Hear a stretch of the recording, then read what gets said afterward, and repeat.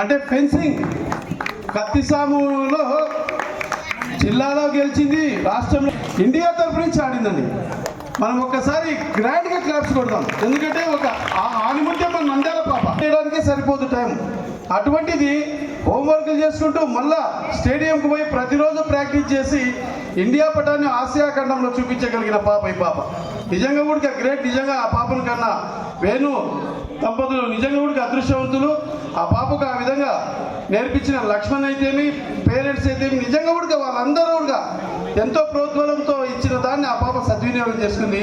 నిజంగా కూడా ఈ వేదిక మీద ఆ పాపను సన్మానించడం అనేది కూడా మనందరికీ కూడా నంద్యాలకే అదృష్టం. ఎందుకంటే అలాంటి వాళ్ళు ఇప్పటి రోజుల్లో మనకు అవసరం.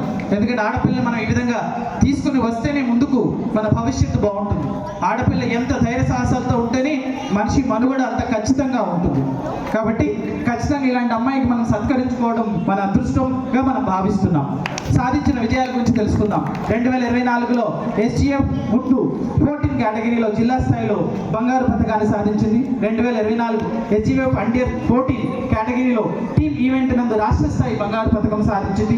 అలాగే 2024 అసోసియేషన్ పోటీలో సీనియర్ కేటగిరీలో జిల్లా స్థాయి బంగారు పథకం, అలాగే రాష్ట్ర స్థాయి వెండి పథకం కూడా సాధించడం జరిగింది. అలాగే కేరళలో కర్నూలు నందు జాతీయ స్థాయి పోటీలకు ఎంపికై ప్రతిభ కనబరిచింది. 2025 అసోసియేషన్ పోటీల్లో అండర్ 14 కేటగిరీ జిల్లా స్థాయి నందు బంగారు పథకంతో పాటు ఒరిస్సాలో కటక్లో జరిగినటువంటి జాతీయ స్థాయి పోటీల్లో ఉత్తమ ప్రదర్శన కనబరిచింది.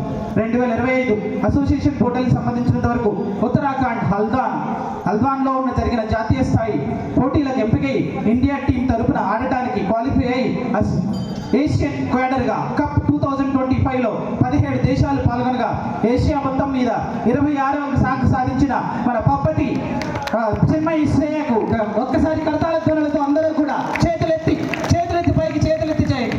బికాజ్ ఇట్స్ రియల్లీ మనం హర్షించదగ్గ విషయం. మనం ఎక్కడా కూడా వెనకాడక్కర్లేదు. అలాంటి అమ్మాయిని మనం ఆశీర్వదించడంలోనూ క్లాప్స్, చిన్న విషయం క్లాప్స్ కొట్టడం అనేది, 2 చేతులు